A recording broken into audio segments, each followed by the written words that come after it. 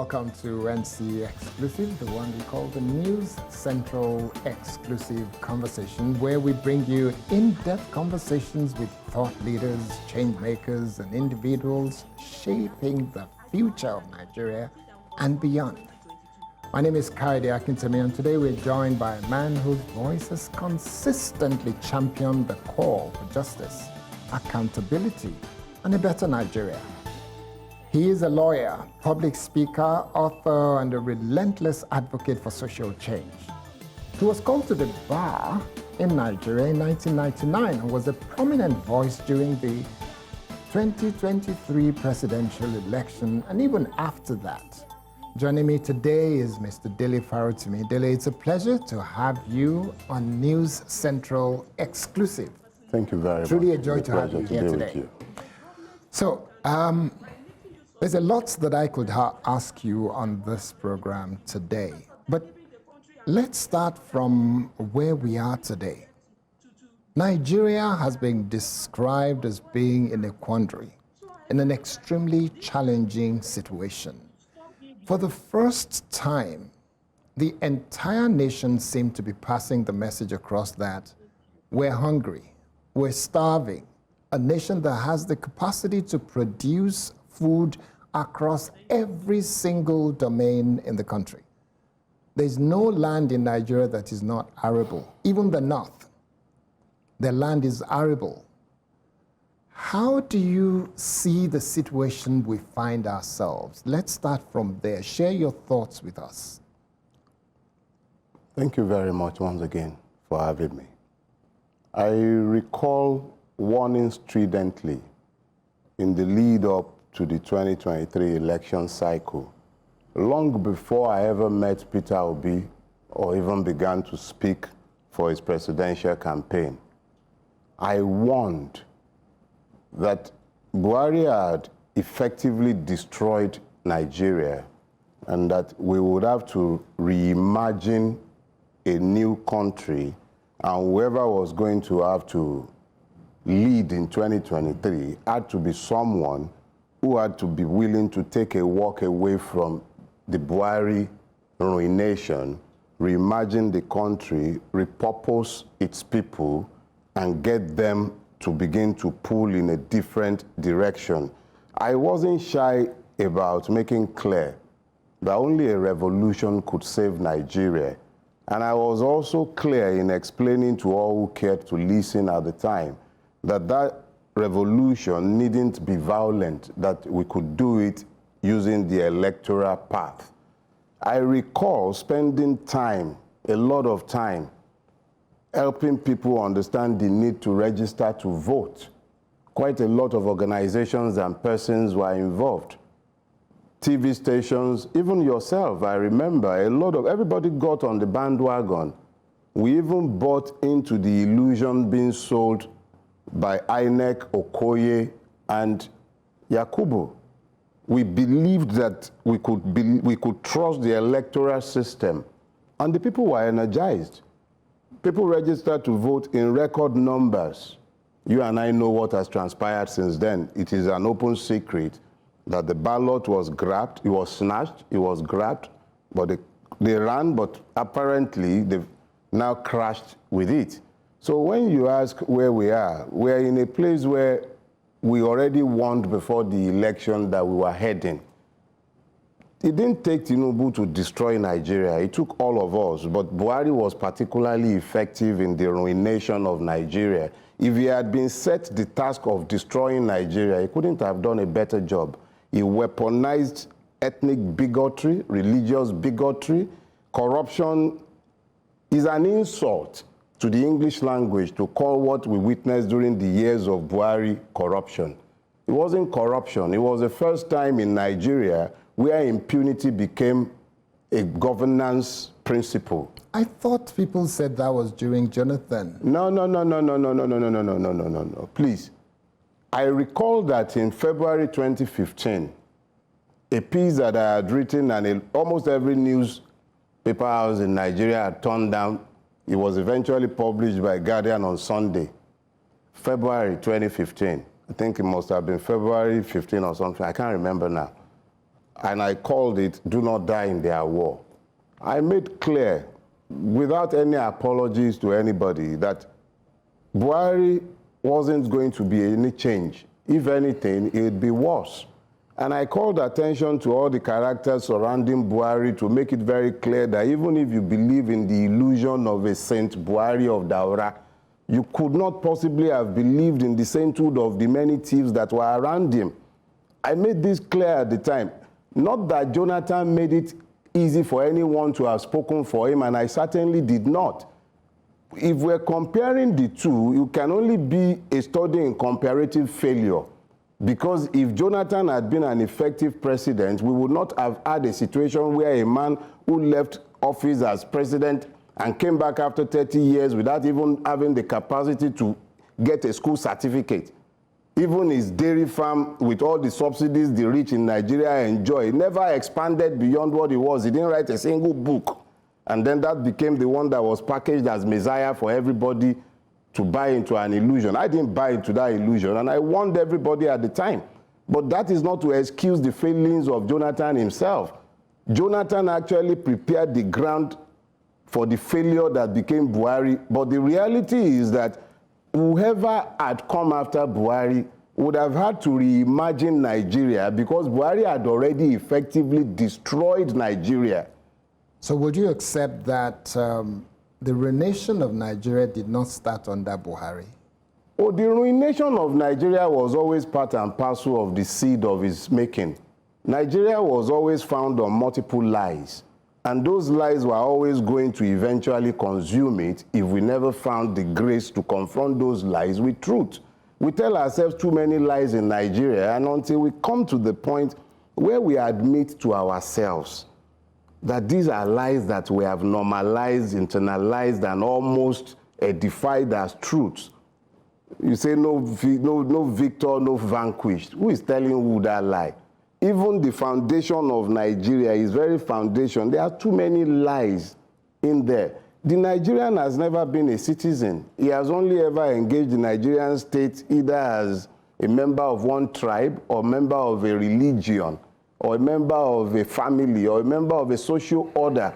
There is no identity for who the Nigerian is. You can't take a Nigerian from anywhere and say that this is the Nigerian regardless of his ethnicity, his religion, his state of origin. There is no such Nigerian. You know who a Ghanaian is, you know who an American is, but who is the Nigerian? There are more Liverpool Football Club supporters in Nigeria than Nigerians. That is a fact. Think about it. Okay, so let's move to today. Okay. As at today, we know what has happened under President Jonathan. We know what has happened under President Buhari. We're now in the era of President Tinubu. The last horseman of the apocalypse. That is what it is. Okay, so that's the way you would want to describe it. Some members of the Labour Party and some people who have described themselves as obedient have said President Tinubu is not their president. Well, I am first and first a creature of law. I am by training also a lawyer. Whether I like it or not, Bola, or let me rephrase that, the man known as Bola Ahmed Tinubu, I forgot to add Adekunle, is the president of Nigeria. I may like that, I may not like it.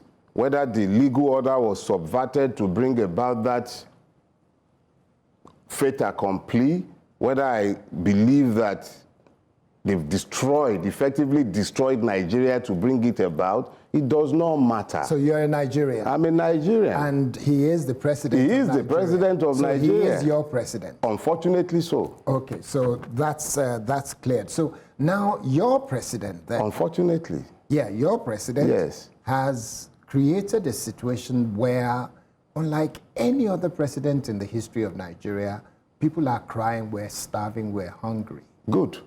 What would you be saying to him if he was listening now? Why would I be saying anything to him? I shouldn't. Look, you know, there is this error that we make as a collective. We we almost constantly, always excuse our situation. We excuse the failings, quote and unquote, of our rulers on incapacity, on mistakes, we find multiple excuses. What we never seem to understand is that they are doing exactly what they set out to do. So how do I tell a man who knew beforehand the exact repercussion of the actions and inactions that he had decided consciously to do, to carry out? A man came to power, in my own opinion, fraudulently so, and he then proceeded on the very first day of his stay in office to say subsidy is gone. That singular pronouncement destroyed the savings and well-being of at least about 98% of Nigerians. But this was the promise of all the other candidates. But they did say that each person also set aside what program they would put in place, either before or after doing so. Since that was done in May, what has happened? What has happened to the national minimum wage bill that was signed?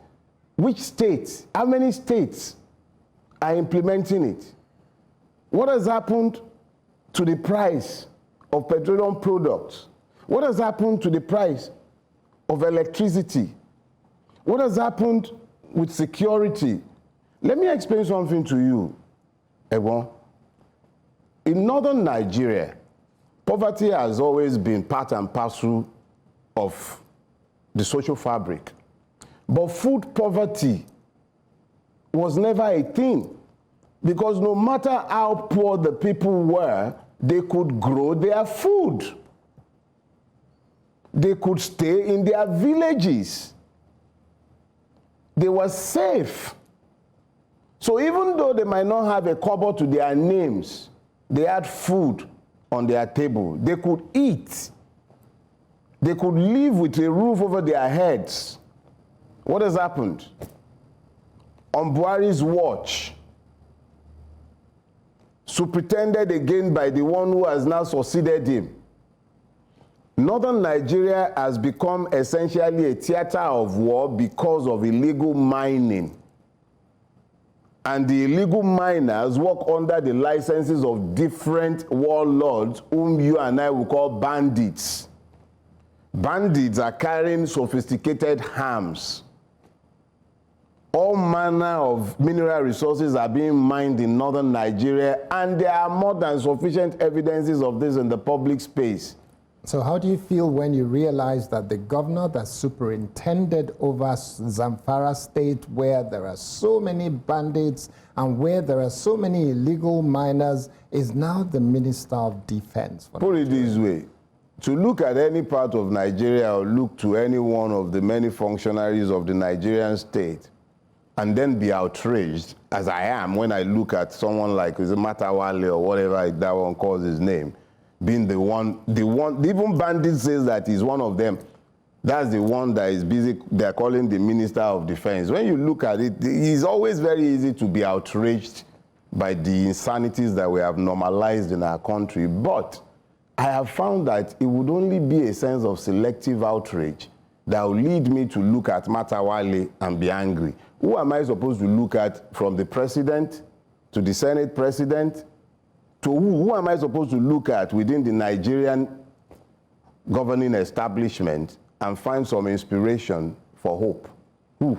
What do you have against the Senate president, by the way? How many charges was it that he had with the EFCC before he became canonized by the Buhari government? Isn't that the same man that was being chased into the government house in his former state? Look, he is no better or worse than any one of the other ones. Take any one of the senators. I don't believe they are any better or worse than he is. It's just primus inter pares. They're all the same. Bar one or two, maybe, because I don't really know how you expect anything good to emerge from this sick system that we have. It's very easy to point fingers at Tinubu, Akpabio. Those are the primary examples of the society that we have managed to evolve. But are you going to look at the clergy and find anything better, really? Are you going to look, whether it's the Muslim cleric, the Christian clerics, where are you going to look at? So when you look at the entire system and you say that the entire system is fraudulent, is decadent, is almost near what somebody I know, but I won't mention his name, who's a politician, he said many years ago that the case of Nigeria is hopeless. Are you at that point where you think? No, I don't believe Nigeria's case is hopeless. No. The system is hopeless. You cannot reform our existing system. It's beyond redemption. I actually believe that any true lover of Nigeria should be sat somewhere as a collective making plans for the day after. This system is already dead. We are just trapped in a death spiral. I don't know how long it's going to take. Even the Americans, all of them are busy gaming the end of our country. The sick thing about our situation is that people are sat in Washington, D.C., and God knows how many think tanks around the world, and they are gaming our situation, and they've made conclusions that our country will collapse by 2030. And stuff that they had predicted are already happening, and we are seeing them happening. And we are sat like victims on the Titanic. We are rearranging deck chairs. So Nigeria is not in a hopeless state. If we, as a collective, find the grace to confront the truth of the hopelessness of our existing governance systems and structures, if we find the grace to tell ourselves that each and every one of us looking in our mirrors in the morning are just as guilty as the ones we have set over ourselves, because what we tolerate is what becomes the culture. We have tolerated these. We've become part and parcel of it. We are also guilty. I'm not exempting myself. I have my own blame in this. There are no saints and sinners here. Our situation has gone beyond the place of saints and sinners. We are all, to varying degrees, guilty. We've made all form of horrible compromises, all of us. But if we believe for 1 second that we can continue on our current trajectories without urgent turnaround, the reality is that even those ruining Nigeria whilst pretending to rule it have already concluded, even as the American and British sponsors have concluded, that Nigeria will die the way it's going. And they are making plans for the day after. We are the ones who have failed to make plans for the day after. There is no single person, and I say this without equivocation, who you may deem a member of the Nigerian elite who does not carry a second passport or have some form of residency in a foreign country. They've popularized buying up citizenship of one tiny island somewhere or the other. They have the level of capital flight out of Nigeria will tell you, with the way this current government is superintending the economy of Nigeria, that we've entered the end game. They have gamed that Nigeria is dead. We are the ones, the victims, who have failed to understand that when Nigeria collapses without us having planned for the day after, we are the ones who will be the victims. So which of the islands have you got their passport? I have never carried a second passport in my life. I do not have the residency of any other country aside from Nigeria. As I speak with you, the only reason I cannot claim that I do not have a foreign account is because I had to open one in 2010 when I was trying to buy a car in America, and I have less than $100 in it. I have no foreign property anywhere. With Nigeria, I'm all lean. Okay. I'm not going anywhere. Yeah. So it means you're a stakeholder that will not go anywhere. I'm not going anywhere. I'm not going anywhere. So does that include protest and fight and revolution? Let me put it this way. Or whatever? I don't do protests. Okay. I don't do protest because when you are protesting, there is an assumption that the person to whom you are protesting has the capacity to hear you, and because he has heard you, he would then make amends on account of your protest. Protests happened from the 1st of August. I believe it ended on the 10th. Yes. This government increased the fuel price instead of decreasing it. Does that seem like people who listen? This government is deaf and dumb, deliberately so, because it does not accord with the plan of this government to listen to the victims who believe themselves to be citizens. So you're one of those that believe that this government does not care about the people. Look, who steals power to care for those from whom it has stolen their inalienable right of sovereignty? Who does that? Not possible. Okay, we'll take a short break. Let's pause here. When News Central exclusive with Dele Farotimi comes back, we'll get deeper into his views on the Nigerian Constitution. We'd like to speak about the Nigerian Constitution and also take a look at your role in Labour Party and the obedient movement, what your role has been in it, and what you expect will happen going forward. Do stay with us. Don't go away. This is getting very interesting.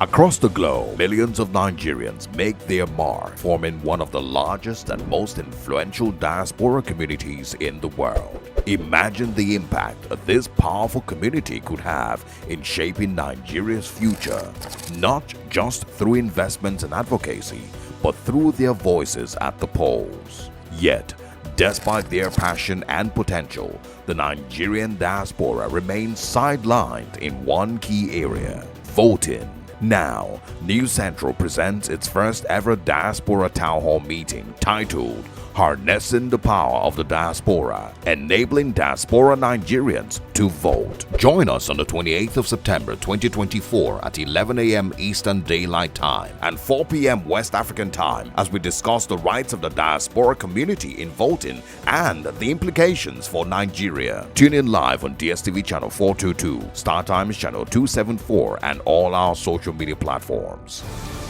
Welcome back to News Central Exclusive. I'm still here with Dele Farotimi, a seasoned public speaker, lawyer, and author of books that have sparked important conversations about Nigeria's future.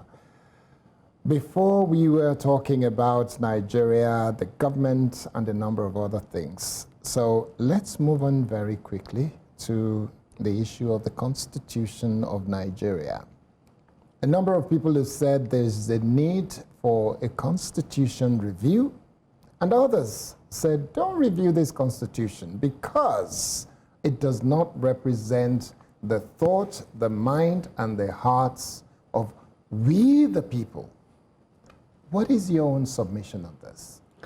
Remember that when you asked if there was hope or if our situation was hopeless, I made clear that the one thing that is required is the courage to confront the truth, that too many lies undergird the Nigerian state.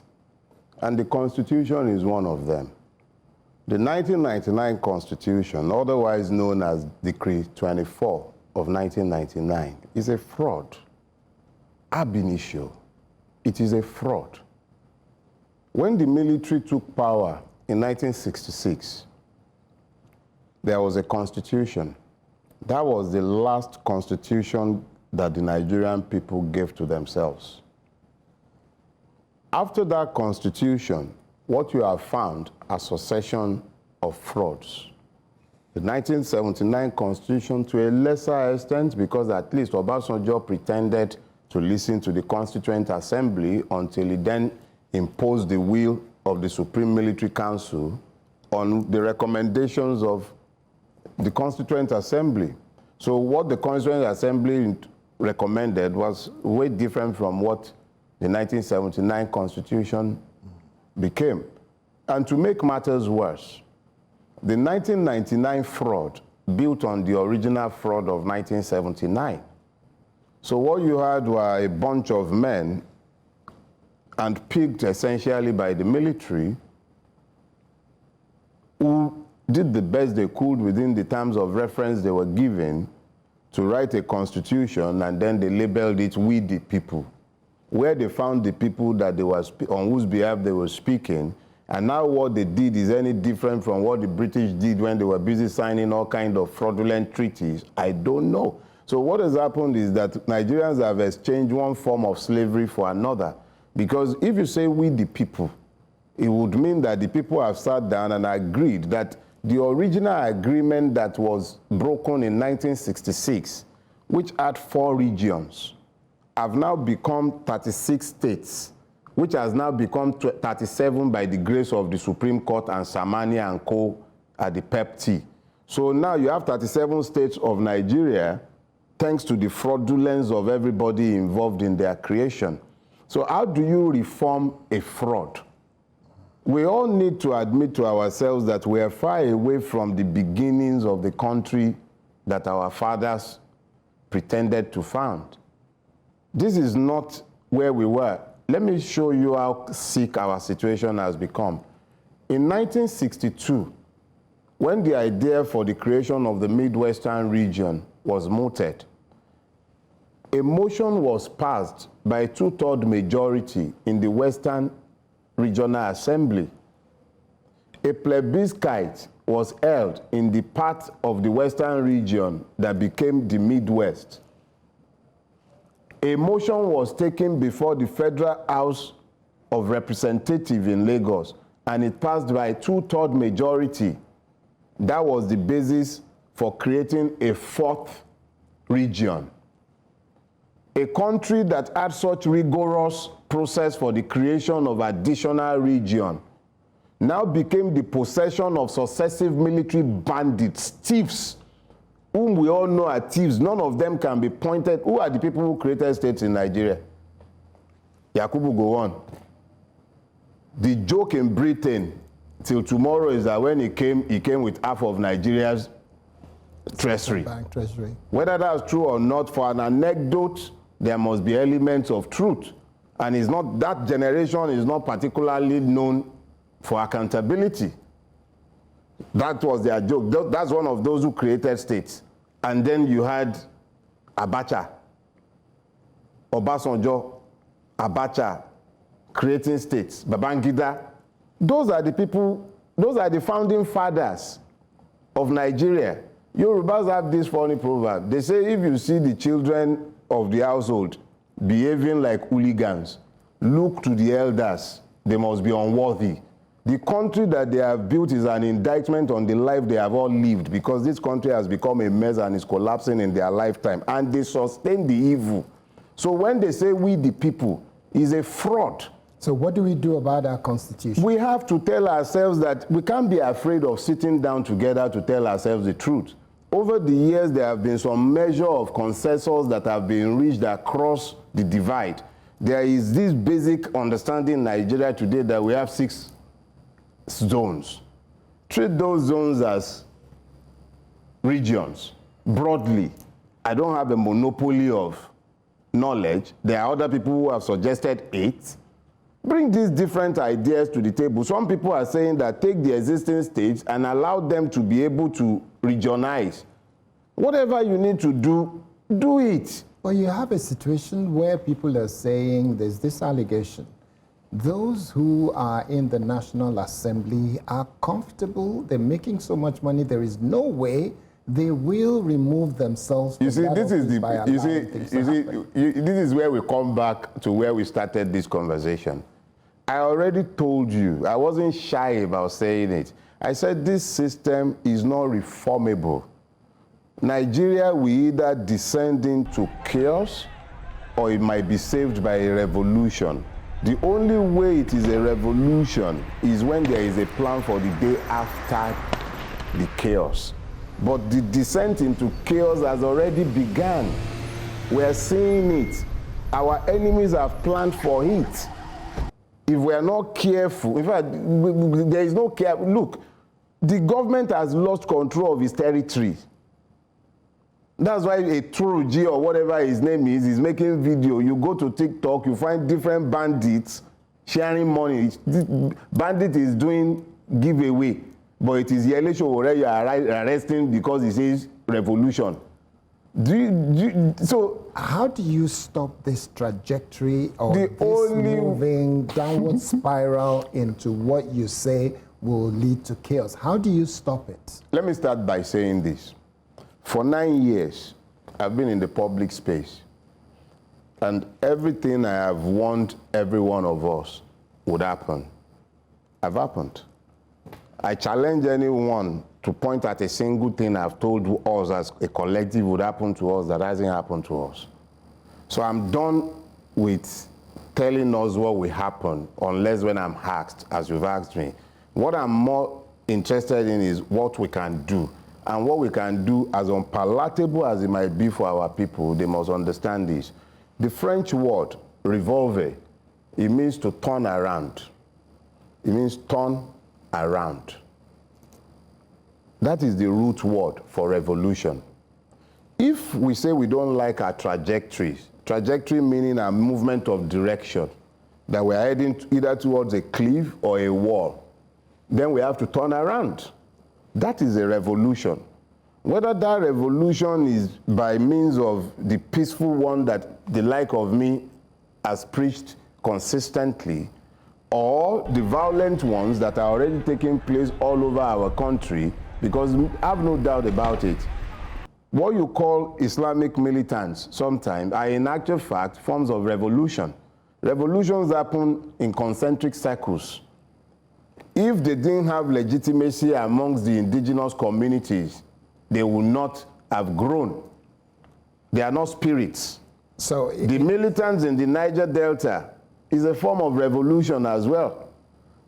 So if we're in a situation where it's obvious that we're doing a downward spiral, how far down the abyss would we go before we realize that we can't go any further? What has kept Nigeria together have been three, in my own view, three broad lies. One, religion. Religion came to Nigeria to find its true meaning.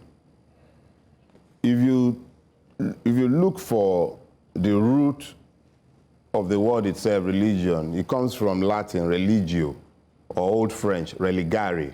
It means to bind. That's to tie something together.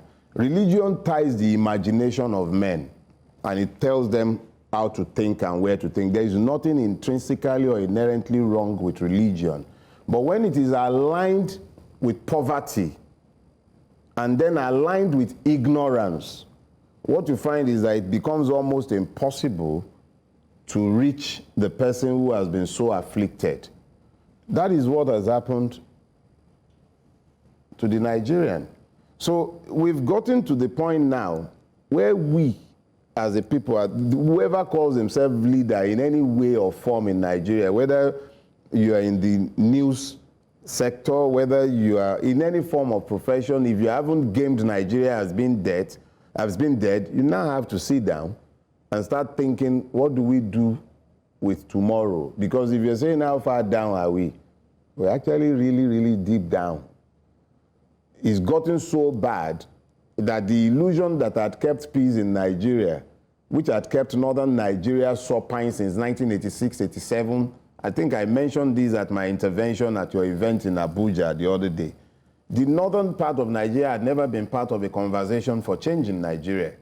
Never. Since 1986-87, since after the SAP riot. Now, all of a sudden, thanks to the work of the likes of Bello Galadanchi, thanks to the works of the likes of Yele Sowore, thanks to the last electoral cycle, a lot of people have better information, and hunger has become the chief recruitment officer. The last protest was essentially about hunger. Hunger is a universal language, so the people are ready. It is the leadership that needs to align its thoughts and methodologies if we crash. Yeah, so before we wrap up this segment of the conversation, I want to take you back. Okay. What do we do to get the nation to revolve to the point where we say a new constitution will happen? We can't force the hand of Mr. President. We can't. We cannot force the hand of the National Assembly. We can't force the hand of the State Assembly. We can. We can't force the state government. We can. How do we force their hand if you say we can? We can to each and every one of those. How do we force their hands? The we forms 99.9% of Nigeria. Let that we find the grace to speak together as one. Those who call themselves leaders, Speak how? Through find common purpose, whether that be through professional bodies, whether that be through traditional institutions as compromised as those have become, whether that be through religious organizations, whether that be through professional organizations. But let me explain something, sir. The first rule of survivor, self-preservation, right? But self-preservation is found on enlightened selfish interest before you begin to advance. When selfish interest remains as unenlightened as the one that has happened in Nigeria, where you find the poverty of private wealth. People are so rich, they are driving Rolls Royce, they are driving all kinds of exotic cars on bumpy roads. They can't go anywhere without carrying 10,000 mopos. Poverty of private wealth. Poverty of private wealth. That is all it is. The healthcare infrastructure, everything has collapsed. So if we're... I still want to hear, how do we? You said we can, have to get... What do we do? That is why I said because those who call themselves... They don't want protests. The people that are mentioned, the presidency, the National Assembly... is not dependent on them. Okay, so what will the people do? See, to get their hands... If the people are more aroused by ethnic hatred, if they are more focused on religious bigotry, if they are fine with being distracted by the occasional handout of spaghetti at election time, or rice, case may be, I can scream and screech from now till kingdom come. And that is why I have come to the point in my life. I lost a dear friend recently. May God rest his soul. But it has taught me a lesson. All of us are transient beings. We're here today, and we may be gone tomorrow. So I'm not going to waste whatever is left of my life trying to tell somebody who is awake to wake up. Yorubas will say, "Ẹni tó sùn là ń jí, ẹnìkan ò kì í bá wọn jí apirọrọ." It is the man who is sleeping that you arouse. You don't awaken the man pretending to be asleep. Am I the one who has to tell these religious traders that the country is collapsing around their ears and they should tell their congregation? They could march on the street and be praying nonsensical prayers, but they cannot speak in support of the right of citizens to protest. How many pastors? Am I the one who will tell them that? Am I the one who will tell the imams who went to Aso Rock and the lesser imams were given, the lesser clerics were given $10,000 and the bigger ones were given 20? Am I the one who will tell them to stop lying to the victims of their excesses? If I'm working to awaken the people to find common purposes, and those who are called in the name of God are busy profiting from the misery of the people and being paid off to be silent, to the point where clerics have become distribution point for palliatives. So I cannot waste my life. In actual fact, I think about 4 or 5 years ago, I wrote a piece, "I do not write for you." What was I saying? I'm not speaking or writing for this generation anymore. It's a waste of time. But I am playing my own role. What I have discerned as my purpose for living, I am doing it. History would absolve me. And coming generations will either read of my work or find things that I have said, and they will remember there was a sane one amongst them, even though it was the one they deemed insane. But my conscience is clear. I go into my bed, I'm asleep within 2 minutes, Egbon. Within 2 minutes, I'm sleeping. Regardless of what the storms might be, my conscience is clear. Okay. So on that note, we're going to have to take a break. But before I go, let me ask you this very quick question. All right, sir. Because we're going to go into the details of it. Some people said that President Tinubu is definitely the wrong person to have as the president of Nigeria at this point? Most definitely. And some people said, definitely the candidate that you supported in the last election, Mr. Peter Obi, is not a messiah. He's definitely not. So why did you support him? Why do we need a messiah? So why did you support him? He was the best candidate in the race.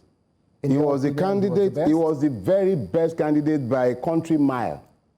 There was no other candidate in the race that could have united Nigeria and set it on the trajectory to what would have been considered a peaceful revolution. He would have turned this country around without look.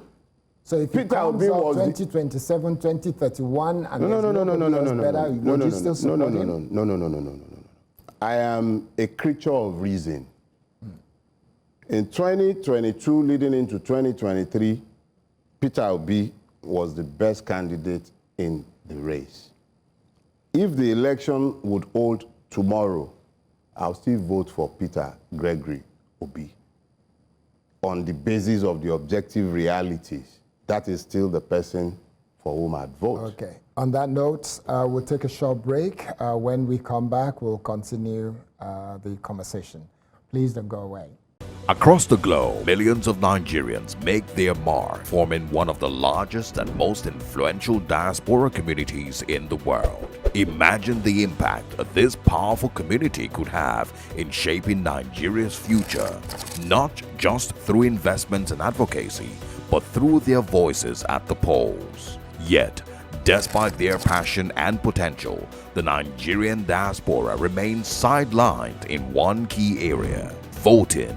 Now, News Central presents its first ever Diaspora Town Hall meeting titled Harnessing the Power of the Diaspora, Enabling Diaspora Nigerians to Vote. Join us on the 28th of September 2024 at 11 a.m. Eastern Daylight Time and 4 p.m. West African Time as we discuss the rights of the diaspora community in voting and the implications for Nigeria. Tune in live on DSTV Channel 422, Star Times Channel 274, and all our social media platforms. You're welcome back to News Central Exclusive. My guest and friend who's on this program today that we're having conversation is Mr. Dele Farotimi, an author, a lawyer, and an advocate for great things for the nation, Nigeria. Good to still have you here. So Peter Obi's rise in the Labour Party has been significant. However, you've said that he should stop dictating to the party. According to some people, they quoted you as having said that. What do you think is the best way forward for the Labour Party today? Well, I think for the opening time, I have to clarify myself. I am not a member of the Labour Party. Are you an obedient? Part of the obedient movement? I am a part of the obedient movement. Yeah.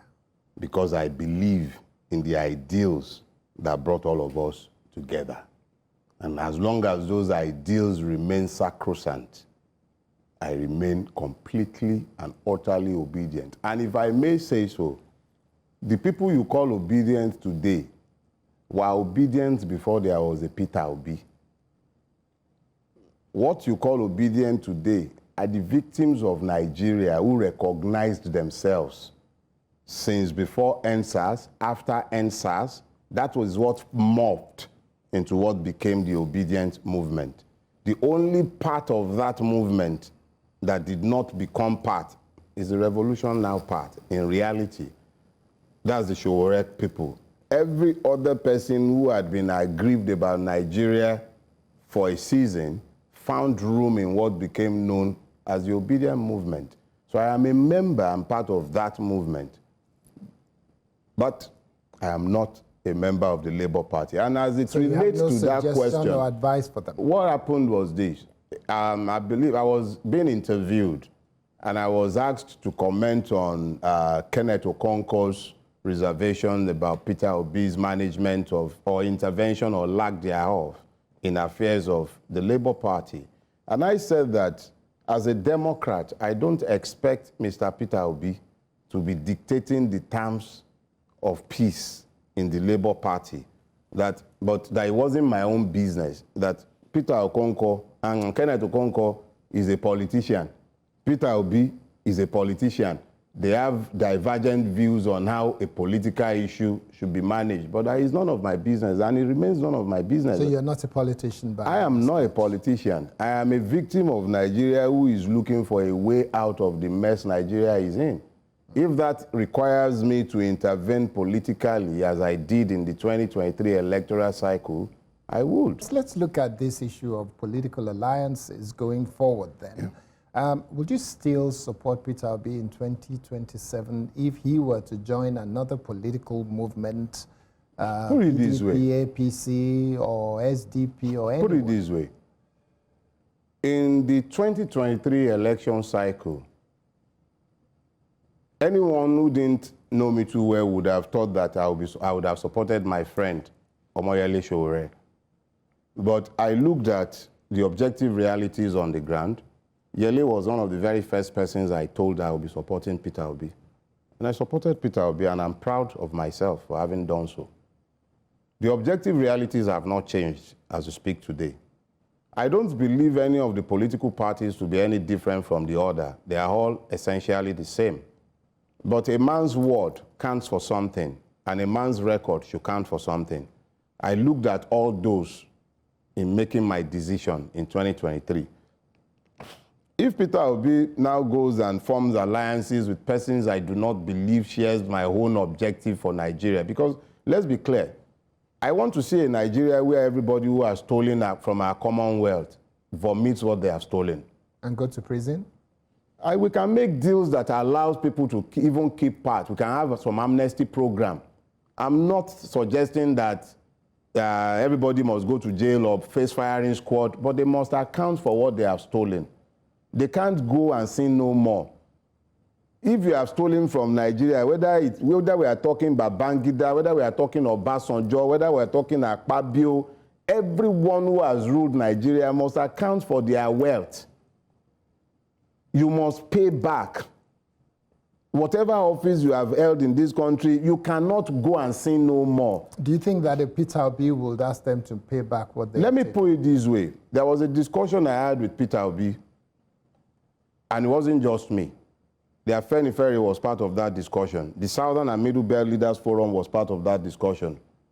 And it was very clear that whilst he might not be interested in pursuing such cases, it would not obstruct those who might seek to pursue such cases. There are ample provisions in our laws, if they are allowed to work, to make people accountable for their deeds.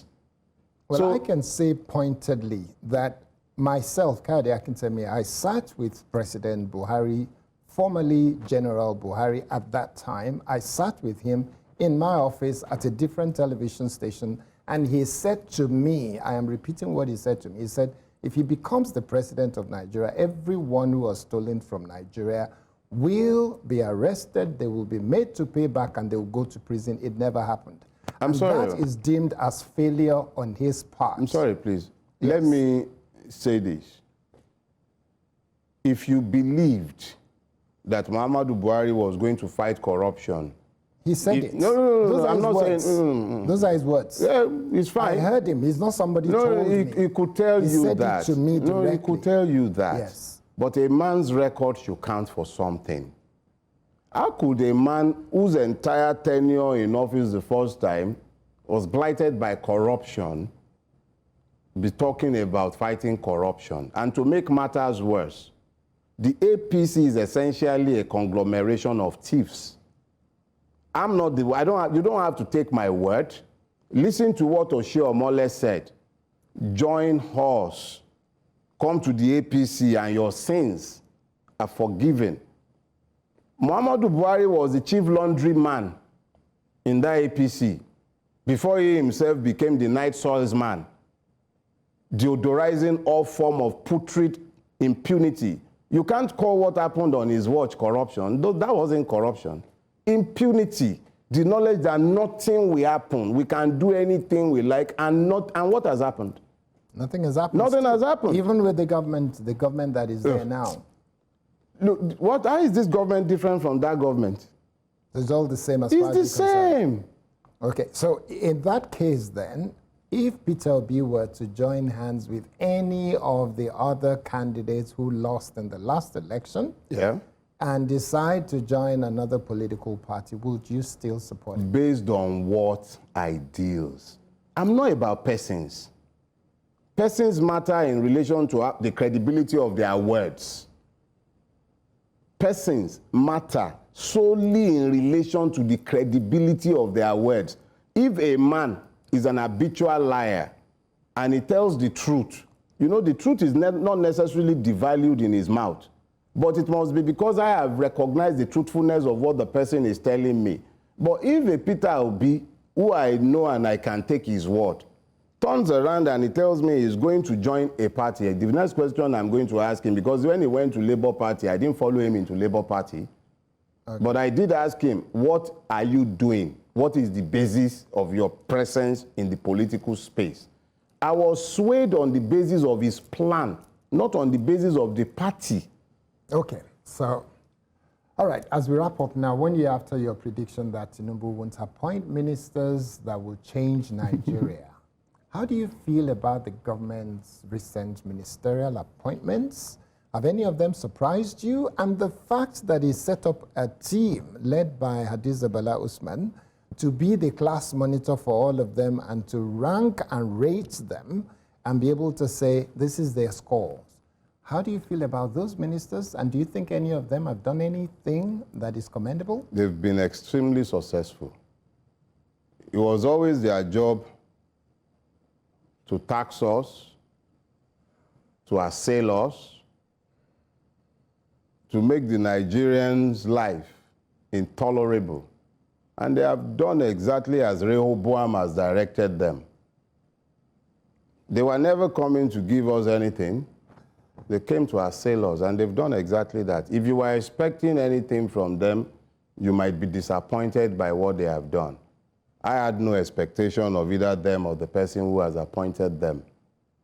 What was the purpose of their appointment? Come and chop. So when you are continuing to hit from an empty bowl.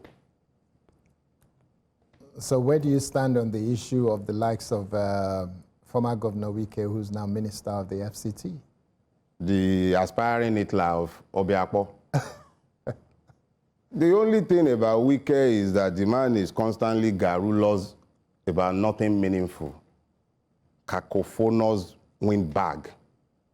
That's all he is. He goes around like a court jester.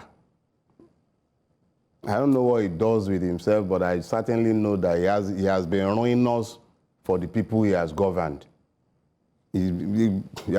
What is the Human Resource Development Index of the state he governed? He's pointing at bridges. That's where you embezzle money now. So it's easy to be awarding road contract. How many schools? What's the quality of teachers? What kind of access to good education, internet services do the people have? What's the quality of life? What's security like? They're busy, the kind of dirty diesel being burnt, Port Harcourt with all the suit and everything, with the insecurity ones. Look, posterity will judge each and every one of us. Before Wike, there were some people. There were many others before him. Clowns whom history have forgotten today. Okay, so let's wrap this up. Let me go full circle and come back to one of the things I've not touched on. You wrote a book where you say, do not join you do not... do not die in their war. Yes. So the war that they're fighting is a war that some people have described as who can loot the most. And others have said who can have more power and be at the helm of affairs and be the emperor the most. How do you see the war today as your final word? How do you see the war? And what can be done for those Nigerians who do not want to be the one that their head is used as coconuts? Well, our situation is dire. But see that war, the war between them is over. We are the ones they have now declared war against. When I say the war between them is over, it's very easy to figure out. Let me show you. In the 2023 election cycle, INEC would have us believe that in the federal elections, when it came to the presidential election, there was a glitch. But that glitch did not affect either the Senate or the House of Reps. Remember? But it affected the presidency. There was some sort of detente reached to ensure that, okay, even though we will take the presidency for ourselves, we would allow the House of Reps and Senate to fly. And then we would co-opt those ones. That's why they've become one in the National Assembly, whether they went through labor or anything, because the main change was the character of the presidential candidate. So they've already compromised the system. So their own war is over as a collective. The dawn of their class, the capo, the tutti, the capi, is sat in Aso Rock today. They can cut any deals. That's why they will, Sim and Wike will be quarreling. They will carry their quarrel to Aso Rock, and he'll be telling them how it will end. That's how there will be threats of civil unrest in August, and he will call clerics and people and be telling them how he purchased his seat. So their own war is over. None of his class are going to fight him. Their war is over. We are the victims of this war. Because the war that is coming is, in fact, the war that is here now is the one against us as common Nigerians. So let's use that as the wrapping, the point, the way to wrap this up and say that, so October 1st is when Revolution Now and Take Back Nigeria and a number of other youth movements are having, that's when they're saying we want to anchor another demand for a revolution, which you said is a revolving or turning round. You see, what do you think of that October 1 possible revolution? It has never been in my character to prescribe to the oppressed how he might respond to his oppressor. And it is not the duty of the oppressor to free the oppressed. It is the duty of the oppressed to break his chains. I am not a protest person.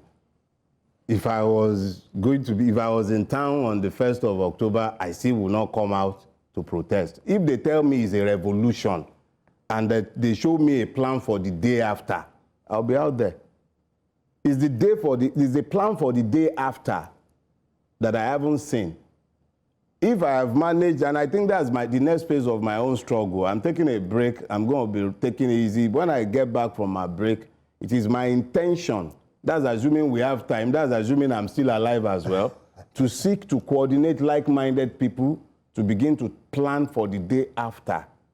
But there are some people who want to protest. I'm all for it. They should go right ahead. It's their right as citizens. They should go ahead and protest. Even though they are protesting to the death, eventually, the partners of the deaf in the Western world would have to explain to their people why they are enforcing different standards in their own country and in our own. So on that note, Dele Farotimi, author and lawyer and retired motivational speaker. Are you saying you're retired from law? Oh, yes, I am. We didn't get to speak about the judiciary in one sentence. How do you see our judiciary today? As beautiful as every other part of our country. Awesome. Awesome. Awesomely beautiful. Just as beautiful as our police, as our customs, as our clergy. Our judiciary is us, completely Nigerian. Reflects who we are as a nation. Completely. It reflects us. And will the word despicable come to your mind? Everything that describes Nigeria, obscene, abominable, putrid, everything that describes our beautiful country in the state that we have built it, describes our judiciary. It's no different from the police station. Well, I think we're going to have to do another conversation and talk about the judiciary. So it's such a joy and a pleasure to have you, Mr. Dele Farotimi. Thank you very much for having me. This conversation. It's a pleasure. Thank you very much. Thank you, sir.